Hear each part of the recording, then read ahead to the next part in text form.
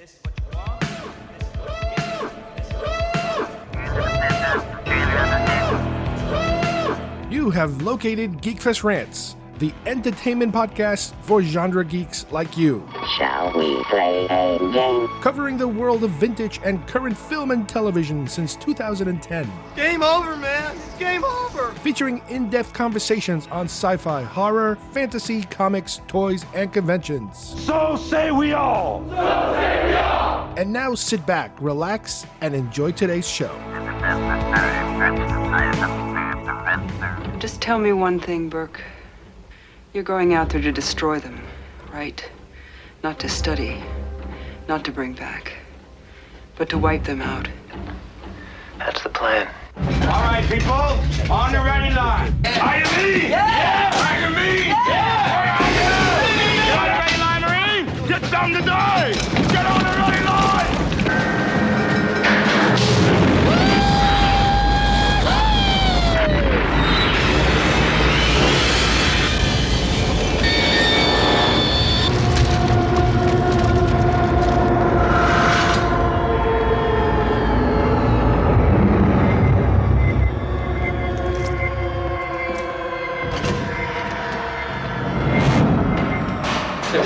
Get your light up here. Keep back, don't scare her. Movement. Talk to me, Hudson. I got signals. I got readings in front and behind. There's nothing back here. Look, I'm telling you, there's something moving and it ain't us. Get them out of there!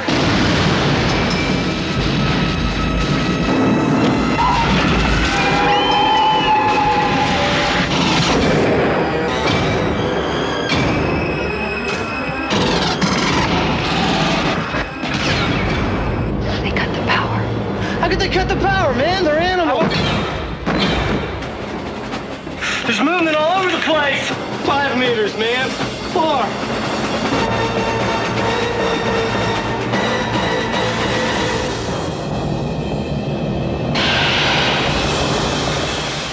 Aliens. This time, it's war.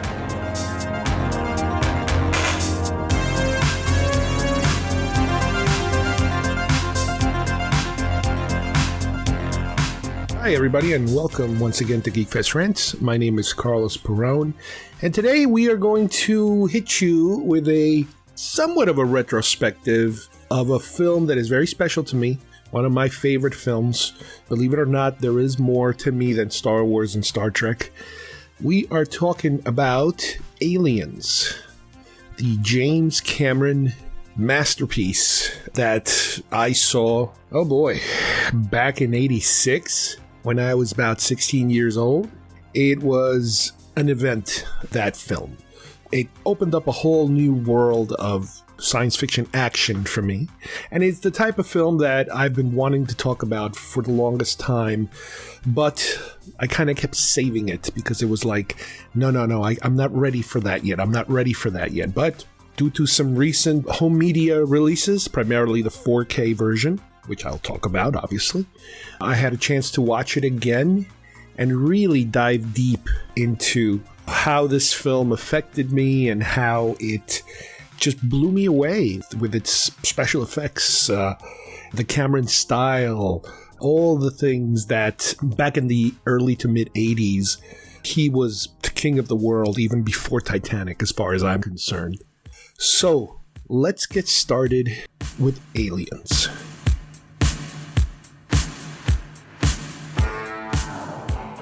What did I teach you? You are the Duke of New York. You're A number 1. You will not laugh. You will not cry. You will learn by the numbers. I will teach you. Can you dig it? Open the pod bay doors, Hal. I'm sorry, Dave. I'm afraid I can't do that. That spawn of Satan. Oh, really? The Force will be with you, always. Somewhere around 1985 or 1986, maybe, early 86. But I'm sure it must have started percolating sometime in 1985. This is back when I was 15 years old, 16 years old. I had already kind of weaned myself off of Star Wars. 83 came and went, and 83 brought us the final chapter of the Star Wars saga, which back then was 3 films, as opposed to what we have now, which is prequels, sequels, TV shows, this and that. It's nuts. But back then, that's it. There were some post-Star Wars attempts at continuing the franchise, if you will, with the animated shows, with the Ewok movies, even the young Indiana Jones Chronicles. I know that's not Star Wars, but at least it was Lucasfilm, and it was kind of like in the family type of deal. And that was, a period of time where people kind of slinked back into the book world. I'm not entirely sure when the original EU started, what time period was those Timothy Zahn novels that I never read, and to this day I still haven't read. and appropriately enough, referred to as the dark times. There was just no active Star Wars around. I started to kind of peel away from it. I mentioned this once before, that there's always been these periods, when I was younger, of course, where it was kind of like a depressive time, knowing that something had officially finished. Again, not knowing that we have prequels, coming up, and not knowing that, that we have other things coming up. But at that time, it kind of felt like it was the end of it. There were so many things that were tied to those films in my youth. It was something real. It was something that you always kind of went back to. Granted, in a very limited way compared to nowadays. The percentage or the output of toys was much smaller. Media, my God, anything we got in terms of information only came from either the fan club, which was only published a handful of times a year, and or Starlog magazine. Those were it. There were some other magazines out there that were not as prominent as Starlog. There were a few that kind of, you might get little drips and drabs of some kind of information having to do with filmmaking and Star Wars specifically, but Starlog was it. Starlog was the place that if something was coming, that's the place where you would know about it. And again, Starlog was a monthly magazine, so think about it. I mean, compared to nowadays where you are plugged in, it's like directly to your brain. You have the sites that you go to. You have the Facebook groups that you go to. Whatever your social media happens to be, where you're finding stuff out as it's coming out. Boom, boom, boom, stuff is coming out. And the thing you got to remember also is that, yes, back then you did have Variety and The Hollywood Reporter and, all of those entertainment rags, but they were rags. And that wasn't the type of thing that you could just find at your local newsstand. No, those were specifically business rags that you either had to subscribe to them, especially if you're not in Hollywood, in California, in Los Angeles. Hey, I mean, you figure, New York was a big entertainment mecca, if you will, but New York was more, theater and somewhat television oriented when it came to those, those nightly late type of shows. But that wasn't available, for a kid 15, 16 years old.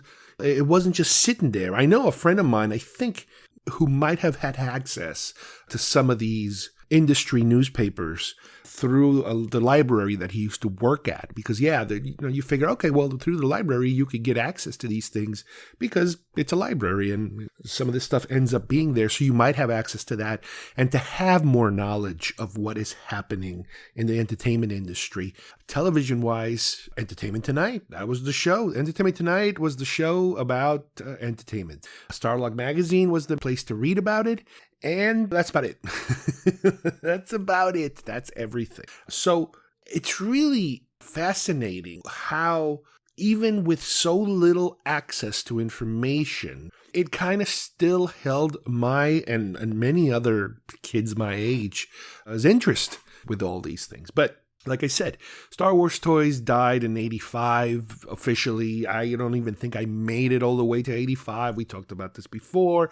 The last 17, I didn't catch them. They were so rare and scarce, at least in my area, that I just didn't bother anymore. So when I look at my shifting of interests, when I started to kind of let go of Star Wars a little. Now, granted, I still had Star Trek.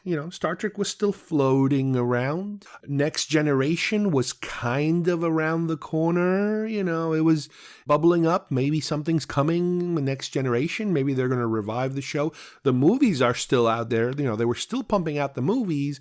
But by that year, by 85, 86, I think we're dealing with, oh my goodness, I don't know, maybe that was like around Star Trek 5-ish territory we're talking about, which is still considered to be one of the worst ones. I probably only saw it once.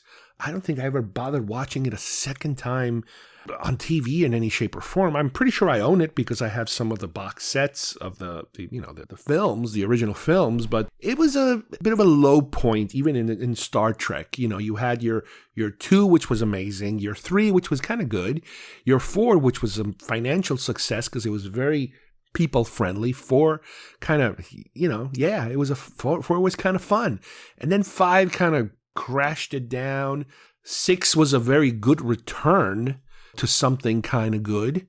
So that's kind of like the period we're talking about in terms of where we're at.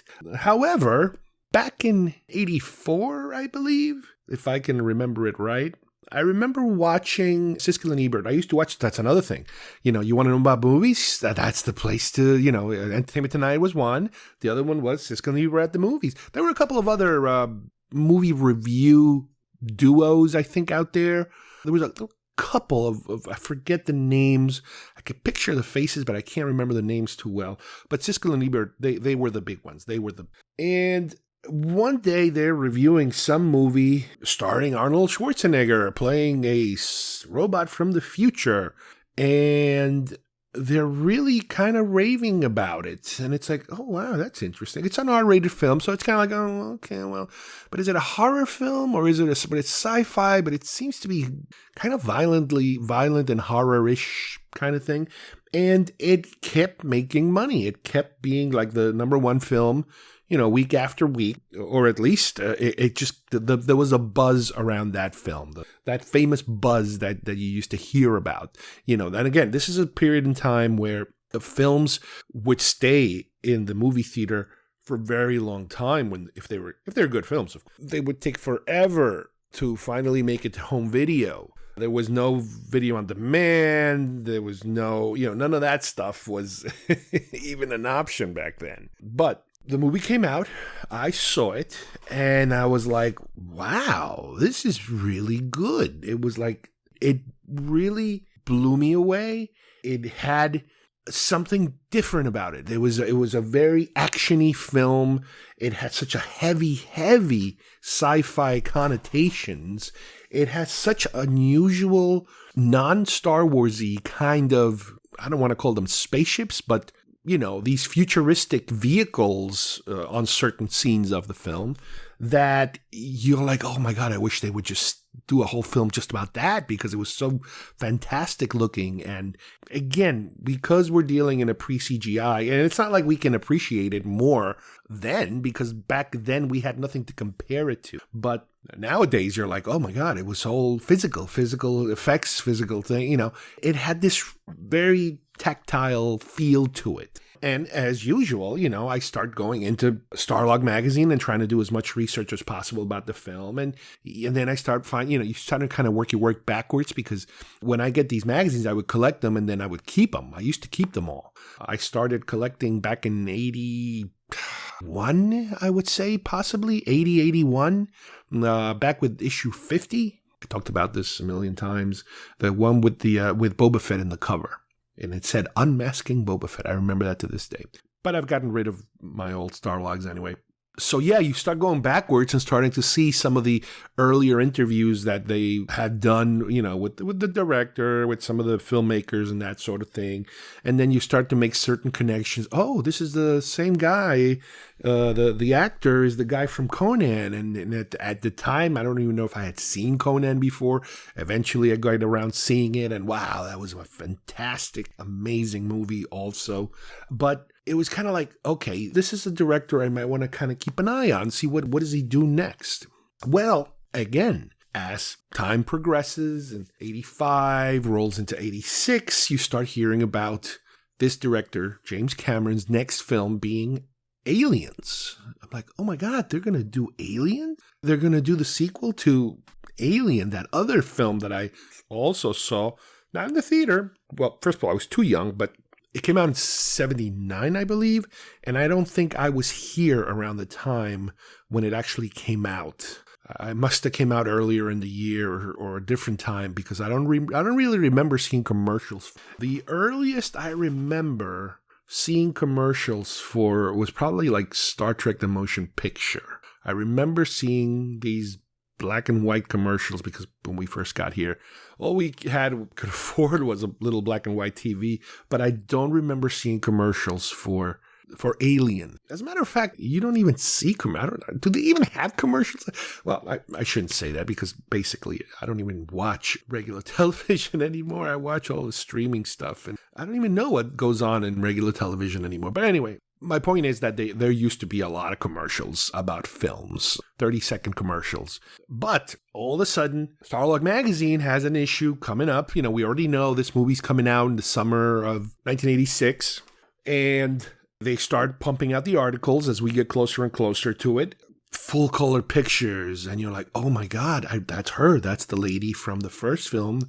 And who the hell are these other people? And you're like, oh, wait a minute. This is that person. And I distinctly remember seeing those pictures and how they kind of burn a hole in your mind. And it's like, this is looking really interesting. It's looking really different, very different than the first film. So this became one of those films that I was looking forward to quite a bit. Finally, it being out there for me to see. Again, I'm 16 years old. It's perfect. It's like perfect timing for my age range. It's perfect. Well, I've seen the movie. I couldn't tell you how many times I've seen it, but the most recent time I saw it was a couple of weeks ago. I ordered the 4K version, which is the latest and greatest version. It's funny, I started digging up all of my different versions of the film.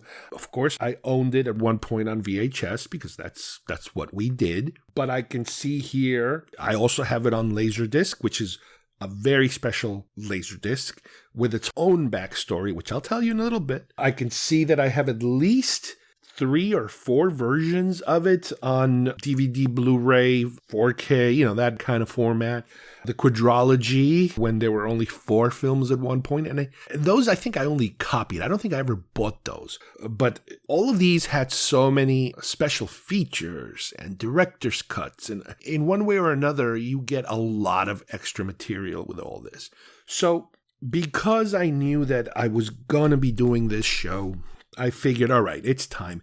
And I'll tell you the truth, since I started this podcast, Aliens was always on my list. And I still have a couple of things on my list that, for one reason or another, I didn't want to do right away. Or it's almost like you feel that it's so big, it's so special, that I can't really give it its proper justice talking about it. Should I do a film commentary? Well, we haven't done commentaries in a long time. I'll be the only one speaking if we do a commentary. But hell, maybe we'll do a commentary too at some point, just myself. But we've gotten to a point in this podcast, I think, that I gotta start hitting those special ones. And I'm looking at, I can see them right here. I have them on the list. Movie like Aliens, movie like Near Dark. Some of these movies that are very special to me. So I watched the 4K version, and I know that one of the ongoing issues with the home video version of this movie was that there was some, I don't know if you want to call it controversy, but some notes or incidents or people pointed out, including myself, I remember this, that there was a lot of grain in certain shots of the home movie version of these things. Now, granted, the earlier versions of this movie, whether it's the VHS version or the Laserdisc version, we were watching those on tube sets, the old TV standards, not the LEDs or LCDs or any of these newer aspect ratio kind of devices that we use now, these flat screens. No, none of that. We were originally watching these on tube sets. But even back then, there were issues where certain shots looked very grainy and then certain shots did not. And part of it, I believe, had to do, I think, with a combination of the film stock and or the aspect ratio in which some of these things are shot. So there were some aspects having to do with all of those things that led or could have led to the difference in grain, which, again, I'm not entirely sure what caused it, whether it was done on purpose. I know they were using a special film stock because there's a lot of night shooting. It's a lot of dark spaces that are, dark settings. So you need a special kind of grain that will let you, for lighting purposes, be able to see better in the dark. But overall, watching this 4K version, now I don't know if they did any restoration to this film for the 4K, or it was just a strict film to 4K transfer. I don't know if they tweaked anything. All I can tell you is that it looks fantastic. The grain issue that I remember from some of the older formats, I think it's practically completely gone. Everything is more even now in terms of the grain of the film. Certain things I wrote down here that kind of pop in terms of watching it again, and certain things you notice and you're like, oh yeah, that reminds me of this, or that reminds me of that. For example, when the Narcissus, the escape pod is rescued in this film, and you see it being absorbed or brought into a larger salvage ship, you never really see that ship. You just see parts of like the side of the ship or the inside of the ship, but you never get a real look at what that ship looks like overall, which is like, oh, that's interesting. It would have been nice to see the big ship carrying the little ship, but you never really see that.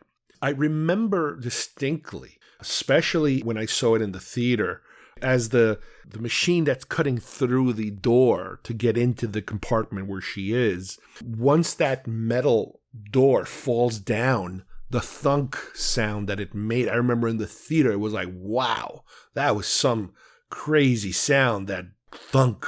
And you do get a nice, even with my little ragtag surround system here that I have, you get a pretty good recreation of that sound. That was pretty cool. The blue laser that comes into the escape pod to kind of scan things down, see, it's kind of, I guess it's just looking around. It's like before people go in, this is a device that will at least give them an idea of what's going on inside.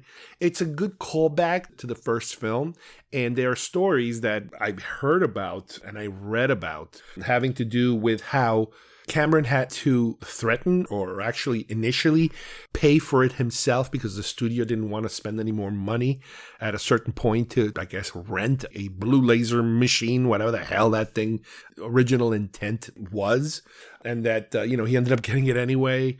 And because he felt that, that would, first of all, it looks freaking cool. And it gives you a little bit of a callback to the original film also, that there's something that's familiar about this, that that what you're getting into. Now, this film also, and as I mentioned before, it's really funny because in the Starlog magazine, when you got to see all those pictures, you saw a lot of darker pictures, and the color palettes were different. There was a lot of darkness, maybe fire and dark, like orange and black, as opposed to in the original Alien, you got a lot of white because of when things are going good, the Nostromo is nice and clean, as opposed to later when things go haywire. But because of a lot of those pictures, most likely were from set photographers, they never really got the kind of lighting hues that you end up getting afterwards, after the film is shot, after the coloring takes place where they adjust some colors here or there, all that kind of stuff. There is an overall kind of a bluish tint to some of these scenes, which is to me reminiscent of what's coming in the future. You have The Abyss, you have Terminator 2, films where the director of photography, it might be Greenberg, I forget his name. His particular color palettes, his particular blue, cold, environment that Cameron prefers from his DP. You got to see a little of the beginning of that. With the character of Burke, not only in a couple of scenes while they're near Earth, let's say, where he comes to visit her at the hospital, where he comes to the hearing, where they have the other suits in the room. The funny thing is how they have, the collars. You try to think about, you need futuristic clothing. Alien, because they were all just kind of workmen, their fatigues and one-piece outfits and stuff like that, you really didn't have to go too crazy with it. But when you're dealing with suits, with corporate suits, then you have to somehow, how do you make it futuristic? How many things can you do without making it look ridiculous? You can't have them walking around in aluminum foil suits, which is the traditional 1950s, ridiculous futuristic looks. So for this, what they did was they basically took a standard suit, I guess, and it changed the collar, which it's a very subtle, the collar is kind of sticking up. So it's almost kind of like it's kind of like a priest collar, if you will, without the little white piece, so that the top of the collar kind of goes up a little. And that indicates the style, I guess. Yeah, in the same way that you might have had lapels that are much bigger in the 70s and in the 80s, they started to shrink and shrink and shrink, that kind of stuff. So that was something that I always like, that's just kind of cool. So you have that here. Now, this 4K version that I watched the director's cut version, and that is nothing new to me, at least, because this director's cut's been around for a long time. I believe, saw that director's cut on the Laserdisc print that I have. This is back in the 90s, a long time ago. And here, again, it's incorporated into the film. It's edited into the film, which looks really good. And the majority of those scenes, you could kind of say that they kind of slow the film down a little bit. But when you love a film so much, it is catnip. It is like, yes, I love it. Give me more. Put more in it. If there was another 20 minutes, I would love to see it. You know what I mean? It's that good. The first one we get to see is the fake garden scene where after she's recovered from being rescued and she's sitting around in this, what looks like to be an outdoor foresty garden. And then you see this flickering image of the trees disappearing, and it's really a fake garden. And, Burke comes to visit her and telling her about her daughter. The only record they found was that she had a daughter that died a while back. So really she has no family left. And that's like devastating to her. Again, he tells her that her daughter Amanda died at age 67 2 years earlier because she was in hypersleep for 57 years, I think, or something like that. Date of death, 12/23/20. So I would have to do the math and figure out the exact dates that we're dealing with here, because this isn't Star Trek where the dates are just so all over the place. This is a little more straight. But then it says date of birth 24/6/59.2. It's like, well, what does that mean? So it's kind of like, this is confused. It's a little confusing how they were kind of putting the dates down. When she's in that conference room with the corporate suits, one thing I notice all the time is that when we're kind of panning around the room and we see the back of people's heads sitting on those chairs, all of the chairs, which are very cushy, corporate-y chairs, very expensive looking, let's say, they all have these two little holes where the neck, where the top of the chair is.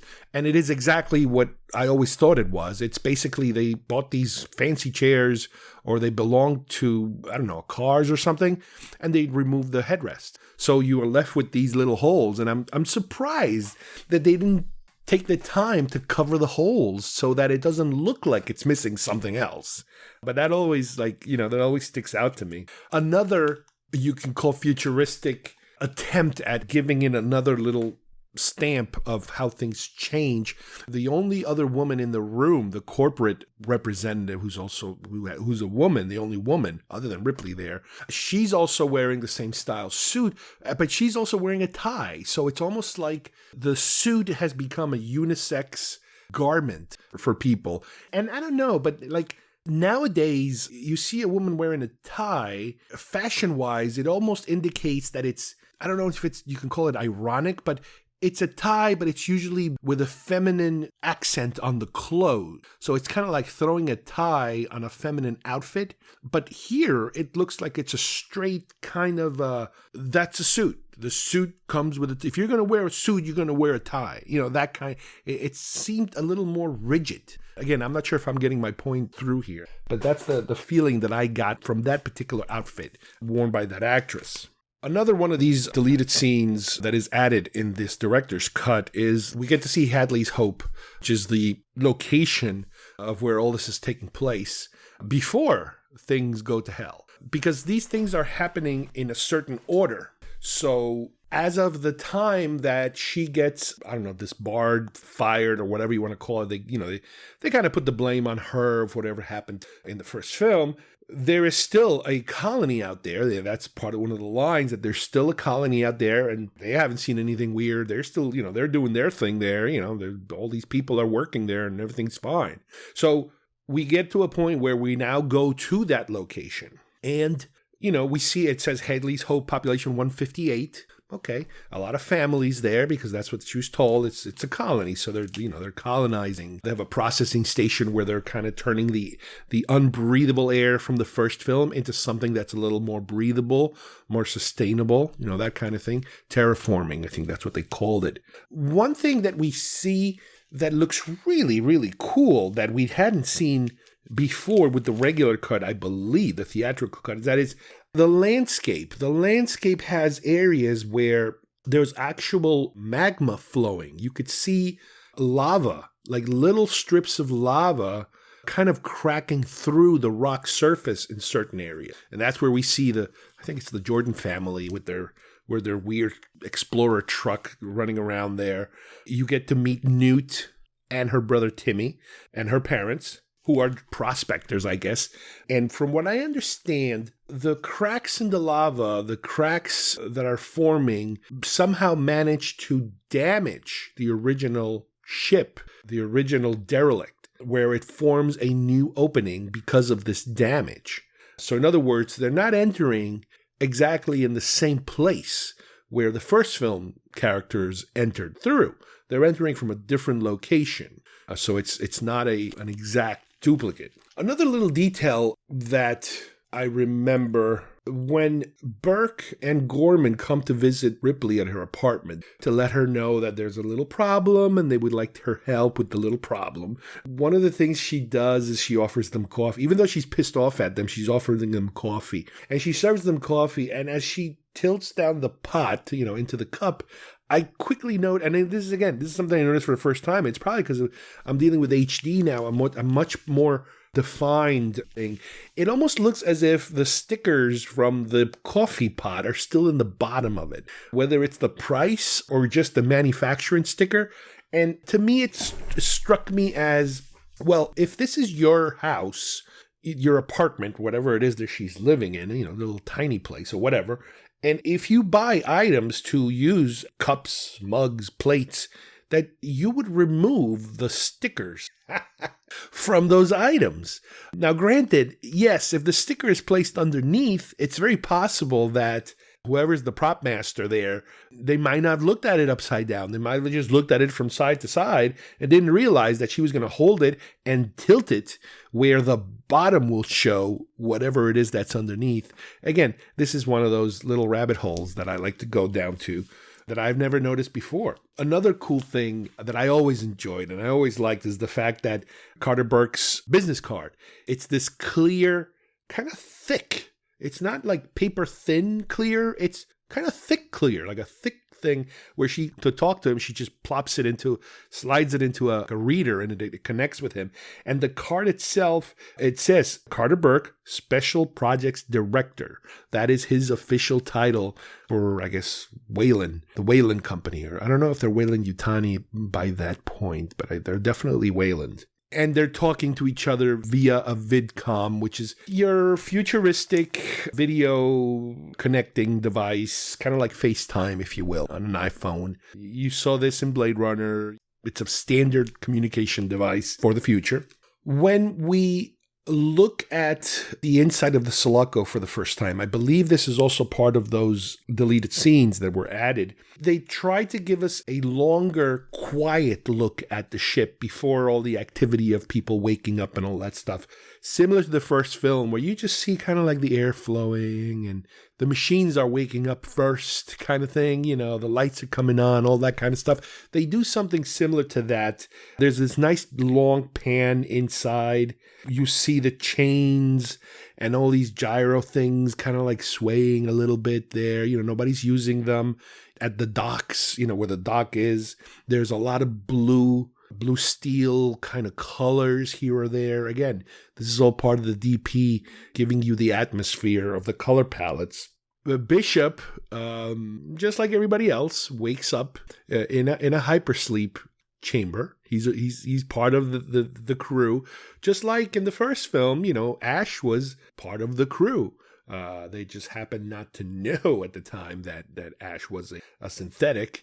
In this one, we find out rather quickly that he is, and it is no mystery to some of the people there that he's a synthetic. The particular model that Bishop says he's a Hyperdyne model, which is also.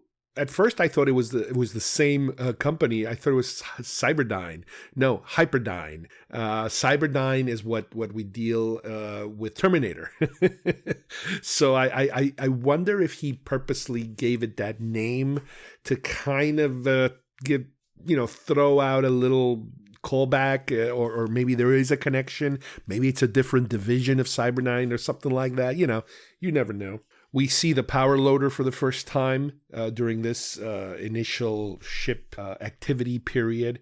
And you see it at work doing what it's supposed to be doing. Like, you see it doing what it's meant to be doing, as opposed to, it popping up at the end of the film out of nowhere. It's like, well, what the hell? Where'd you get this thing from? No, this is part of what they have. This is part of the point of having equipment like that. The dropship that they use, and as we see it on different stages of the film, as we see it flying, as we see it deploying and kind of banking and turning and doing all these moves, is very reminiscent of the Terminator, the hunter-killer, the HKs that they had.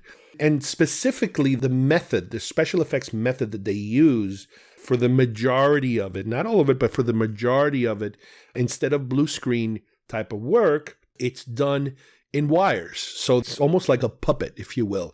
They can control it by moving it with wires to make these arcing kind of moves in real sets. So it kind of looks real because it's real. It's a real, obviously much smaller, but it's the same type of trick, the same type of technology used to create those moves. In the dropship, as part of the prep for the drop, we have a whole monologue from Hudson, who is kind of trying to impress Ripley with all the weapons they have, and it's cute. It definitely gives you a little more of the Hudson character and what a goofball he is, and how over the top, how she reacts to it's like, oh God, what's he saying? You know, that kind of stuff.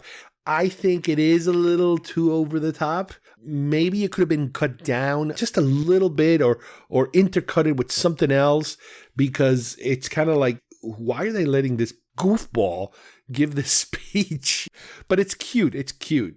Like I said, the way that they cut the film between, like in the landing sequence, for example, where we get these video monitors footage of what's happening in terms of what the ship sees as it's landing versus real shots of the ship versus shots from inside the ship versus shots of, if you want to call it, the town or the atmosphere processing station. There's so many different things going on at the same time, so many different points of view. Now, the trick of using video footage as video footage is nothing new because the first film had it. So it makes a good little callback to the first film, where as they're walking towards the derelict and when they're inside the derelict, and Ash, I believe, or even Ripley, I think it's Ash, he's watching from monitors and, you know, the picture gets distorted and whatever. We do get a similar scenario there, not only with the drop ship as it's coming in and banking around the area, And we do get those inner cuts between the inside and the outside of the ship. We also get a lot more of that a little later when they're inside the station and each soldier has its own little camera on their shoulder where Gorman can monitor not only the vital signs of each individual soldier, but also their point of view. Again, it works so well to combine, to intercut the real footage of what's happening with the POV of a camera watching it, with the real person over the shoulder watching the camera footage. It's really great. It's fantastic. There's a number of shots, as I mentioned before, when it comes to the dropship banking and making all these moves that are done with rear projection. There's 2 shots that are very similar on Terminator. There's a shot where the ship explodes and then either Michael Biehn's character kind of jumps and hides or something like that as the ship is exploding behind them in Terminator. And then here you have another one where the dropship crashes and starts to roll and the debris starts to kind of fall towards the group and they're also running away from the debris and hiding. Very similar, done with a combination of tricks including rear projection where you get real live individuals acting in the foreground and in the background you have a projected pre-filmed miniature photography sequence of the ship crashing. To make that work timing-wise is a monster. It's really, really a monster. But it works. It's a fantastic shot. I love it. One more deleted scene that makes its way back into the director's cut involves the sentry guns. One of the things that they mentioned once the ship crashes is that some of the things they were able to salvage was the sentry gun. So they set up these 2 kind of like machine gun turret type of things in certain hallways so that they can shoot down anything that's coming in their direction as they're making like their last stand type of thing. And one of the things I loved about it was the display on the ammunition that they remotely can monitor from far away. It's these little, like 2 little laptops. Now remember, the year is 1986. So number 1, laptops, and number 2, computer monitors are very different back then than we have now. At the time, I guess they couldn't predict the Windows style graphics and the much flatter screens that we have now and the color richness of it. Because these computers that they have, these displays, they're these orange characters on black background. They remind me so much of my old Tandy Radio Shack computer monitor I used to have, it was orange letters on a black background. It is so 80s. It's fantastic. It's just such a perfect little, oh my God. I used to work at a company where, and this is back in the early 90s, I believe, where I had a little laptop and it was a monochrome. And this particular type was, I think it was like blue letters, like dark blue letters on a light blue background. And it was like LCD kind of thing where, like if you push your finger on it, the letters and the things would you could see the liquid crystals kind of like moving around, and then you push your finger back and it goes back to the regular shape. It reminded me a lot of that. But the colors, oh my God, those colors were so Radio Shack Tandy colors. They're amazing. Now, there's a specific date that is given that could help us in probably determine exactly where we are year-wise. When Ripley confronts Burke about her figuring out somehow, I forget, you don't see it on camera, but she says that he is the one that sent the colonists out to the coordinates that she kept talking about that resulted in the infestation. He is responsible for everybody getting killed, basically. And she says that the date on that order is 6/12/79. 6/12/79. So that means that it's June 12th, 20-something, 79. I forget what century exactly we're on. I don't know if it's the 21st century or the 22nd century. I'm not sure. I'm sure it's easy to find. The sentry attack takes place where the sentry guns go off. It's a great sequence. Definitely happy they put that one back because it is a suspenseful, oh my God, we're running out of ammo type of sequence. And then everything stops before they completely run out, which gives them this false sense of security before realizing that they're going to find a different way in. Another thing that I noticed that, again, these are things you notice with the higher quality definition on the television sets we have now. Hicks has a hole on his armor. One of the things that they were asked to do was to decorate their own armor. All the actors who were playing soldiers decorate their own armor. This way it could kind of make it a little more personal. Now, I'm not sure if this was already pre-decorated from when Remar, the different actor who was playing Hicks before he got basically fired because he was having a drug problem. And they brought in Michael Biehn at the last minute, and he had to just kind of like get in the suit, jump in the suit and start acting. He has a little hole that could be a bullet hole, I don't know, and it says Born Again on the decoration of the hole. So it's kind of like that's his personal little artwork. They all have different little things attached. We do deal with matte lines, unfortunately, on at least one shot where they did have to use blue screen. And I think it's a shot where the second dropship is flying out and the color of the sky is very light. And that's unfortunately one of those situations where matte lines are easier to see as opposed to black. If you're doing space, it hides matte lines very well. But yeah, the sky is not black, then you got a little problem. James Horner's music throughout the film, fantastic. It is super iconic. There's a lot of cues. Now, don't get me wrong. There's a lot of cues in there that are from Star Trek 2. There's certain things that and apparently from what I understand, he's got a history of that, kind of reusing certain cues on certain movies. But it's a great soundtrack. It's a fantastic soundtrack. And another little deleted sequence when Ripley is about to go back out to rescue Newt, she exchanges names with Hicks, and she tells him her name is Ellen, and his name is Dwayne. So he's Dwayne Hicks, and of course she's Ellen Ripley. She's wearing Reeboks. We know those Reeboks, and it's funny because a couple of years ago, I think they reissued those high top red and white Reeboks. But you do look and see that the brand is there. You could see the Reeboks. They play a pretty important scene, towards the end. There's an unusual shot of, I believe it's when Ripley is trying to distract the Queen in the Sulaco to get her to chase her instead of Newt. She takes these weird big steps that look, to me, they always looked unnecessarily fake. If there is such a thing as taking unnecessary long steps, it's hard to explain. You would have to see it. And when you see it, you'll be like, yeah, that's kind of weird.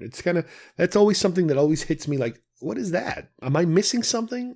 The entire sequence of Ripley on the power loader fighting the Queen, it is a massive, massive edit job because it's as if every shot is something different. A little bit like I talked about earlier, how you have action sequences where like when the dropship is first entering the station, when the guys are fighting and you see the different perspectives, point of views of the video, the over the shoulder with the video, the real live shots. Well, the sequence of them two fighting, there are so many different techniques being employed of real life-size head of the Queen versus Ripley, the actress. Miniature. You see miniatures. You see large puppets. You see just about every combination of each shot being different than the previous shot and just bouncing and just not showing you enough. Quick cutting and not showing you enough so you can kind of tell where the trick is or how that effect was done. It give you enough of a glimpse for you to start to kind of make sense of what you're seeing, and then cuts to the next one. And it's like it keeps throwing you off in the action, which again, it's editing. It's all in the editing. How much great work you can get done with good editing. There is definitely, it was always there. I'm pretty sure I must have heard it in the movie theater when I saw the movie, and obviously I've heard it a million times on all the different incarnations of the home video versions of the movie. There is definitely a face hugger scurrying sound after the credits finish rolling, which you could kind of say that could lead us to what happens in Alien 3. I am one of the biggest haters of Alien 3 there is, to the point where I like to stubbornly refuse to even accept that it's a real film, that it's canon. I know, I sound ridiculous, I know. But on one hand, what I don't understand, and I've never gotten a straight answer about this, on one hand, I know how disappointed Cameron was at the fate of Newt and Hicks and whatever happens to Bishop, whatever happens to Ripper, whatever. But the fact that the movie starts off automatically killing off some of these characters, it goes just against everything that he has built on this particular film. In other words, he could have killed these characters at the end of the film, and it would have been such a downer of a movie to have Ripley be the only survivor again.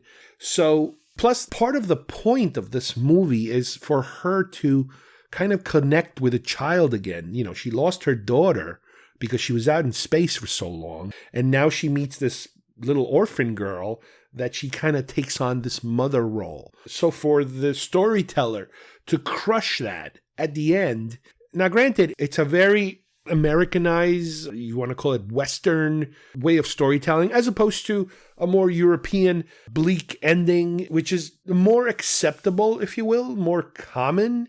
Sometimes it makes for a better movie. Sometimes it doesn't make for a better movie. But in this particular case, the way that this film is crafted, that's the way that it should have been. These two characters live happily ever after, let's say.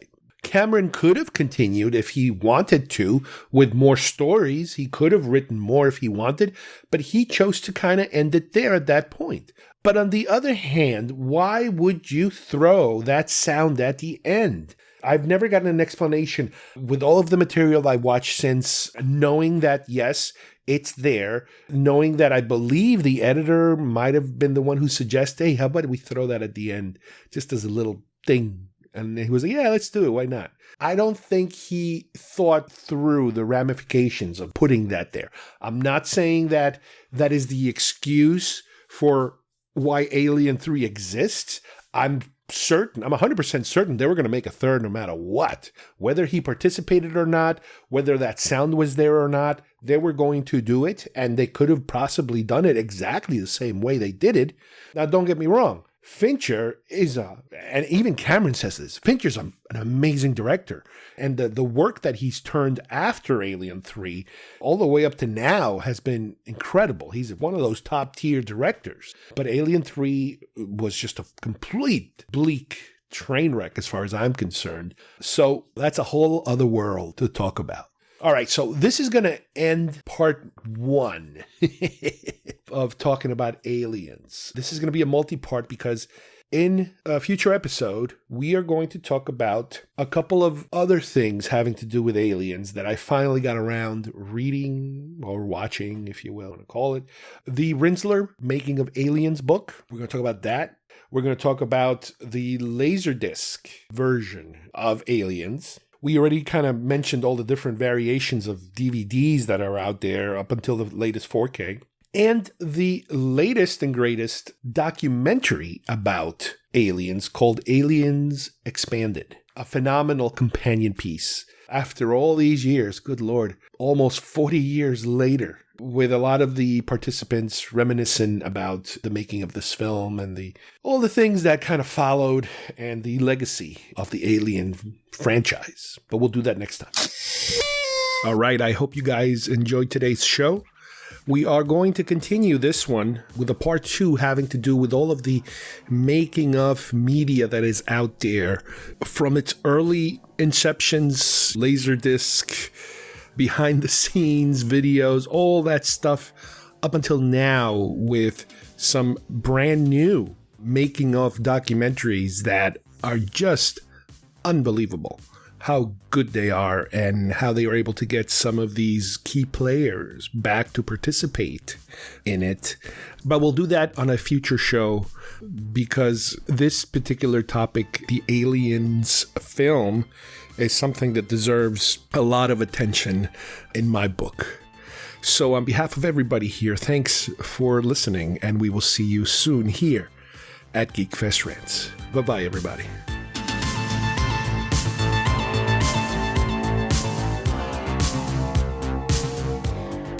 Audiences and critics agree. Aliens is the wild roller coaster ride moviegoers have been waiting for all summer. That's right outside the door. The best action film of the year. Unbelievably exciting. Sheer exhilaration. Fasten your seatbelts for the ultimate summer action film. Aliens will blow you through the back wall of the theater. Sigourney Weaver. Aliens. Now playing everywhere. If you would like to subscribe to our show, send us messages, or see video links to some of the topics we talked about today, please visit our homepage at geekfestrants.com or our YouTube channel, Facebook page, or iTunes at GeekFest Rants. I don't know what we're yelling about! GeekFest Rants is produced by Carlos Perone. Copyright 2025.